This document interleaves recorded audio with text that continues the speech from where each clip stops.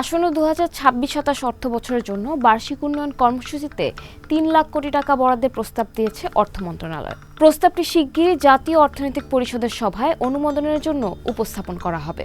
পরিকল্পনা কমিশনের সচিব এস.এম. শাকিল আক্তারের দেওয়া তথ্য অনুযায়ী মোট বরাদ্দের মধ্যে ২,২৬,০০০ কোটি টাকা বিভিন্ন উন্নয়ন প্রকল্পে ব্যয় করা হবে এবং বাকি ৭৪,০০০ কোটি টাকা থোক বরাদ্দ হিসেবে রাখা হয়েছে, যা বিশেষ প্রয়োজনে ব্যবহার করা হবে।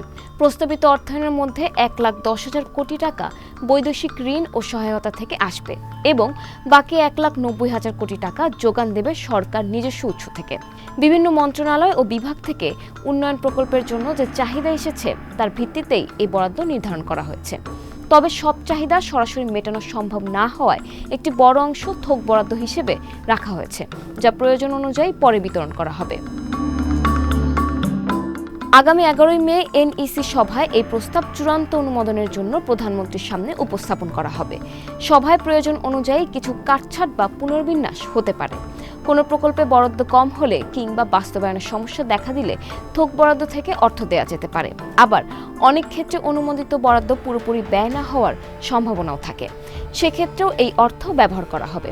এডিপি প্রস্তাব বিশ্লেষণে দেখা যায়, স্বাস্থ্য, শিক্ষা ও স্থানীয় সরকার খাতে থোক বরাদ্দের পরিমাণ তুলনামূলক বেশি রাখা হয়েছে। স্বাস্থ্য খাতে চলমান প্রকল্পের পাশাপাশি বড় অঙ্কের থোক বরাদ্দ রাখা হয়েছে ভবিষ্যৎ পরিকল্পনা বাস্তবায়নের জন্য। একইভাবে প্রাথমিক, মাধ্যমিক ও কারিগরি শিক্ষা খাতেও উল্লেখযোগ্য থোক বরাদ্দ প্রস্তাব করা হয়েছে। সংশ্লিষ্টরা বলছেন, স্বাস্থ্যকর্মী নিয়োগ এবং কারিগরি শিক্ষায় বিনিয়োগ বাড়ানোর পরিকল্পনার কারণেই এই বরাদ্দ রাখা হয়েছে। তবে অর্থনীতিবিদরা এ ধরনের বড় আকারের থোক বরাদ্দ নিয়ে সতর্ক থাকার পরামর্শ দিয়েছেন।